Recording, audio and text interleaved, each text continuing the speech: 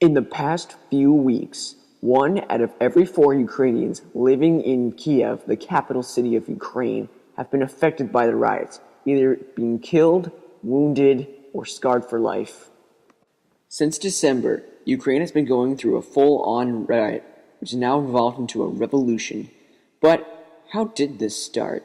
And how should we be worried about it? I mean, it's all the way in another country. But here, I'm going to tell you why.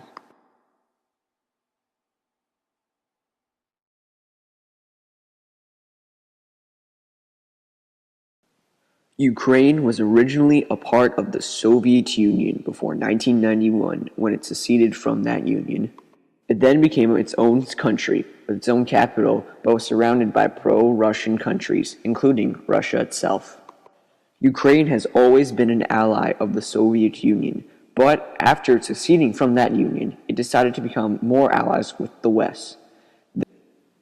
Ukraine had had a deal with the European Union, but the president, Boris Yanukovych, decided to skip that deal and go with what he thought was a better deal with President Putin, forming a Eurasian Union with Russia being the head state, very similar to the old Soviet Union.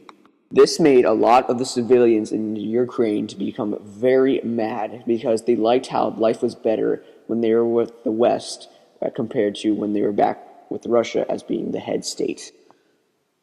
They had peaceful protests until the government started putting them down forcefully, using weapons and having extreme amounts of violence and heavy casualties. The protests became full-on riots, with people shooting each other in the street. Many people were killed or injured. Many countries from the West were concerned about the situation in Ukraine due to the fact that many articles of the human rights were violated, such as Article 19, which is freedom of assembly. The Ukrainians had free rights to assemble and protest against the government, but the government decided to put them down forcefully, which is a major violation against that human right. Not only have people been getting persecuted because of the protests, many people, such as reporters and medics and anyone who helped the protesters, have been coming up missing or kidnapped, only to be found days later either alive or badly beaten or dead.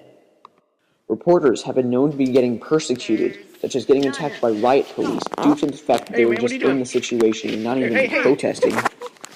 Though the riots are now seeming to die down, people are still getting shot and persecuted, because not only has the Ukraine government given up, but the Russian government has sent troops to help with the Ukraine government, which could lead to a full-on war.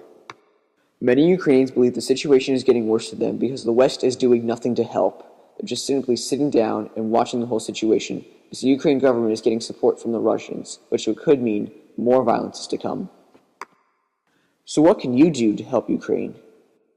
To help Ukraine, we must support the US and the UN in its decision to help intervene and help save lives so that more violence can be stopped, but also so we can support the situation for the Ukraine people so they become an independent nation free from Russian control. Don't refrain from helping Ukraine.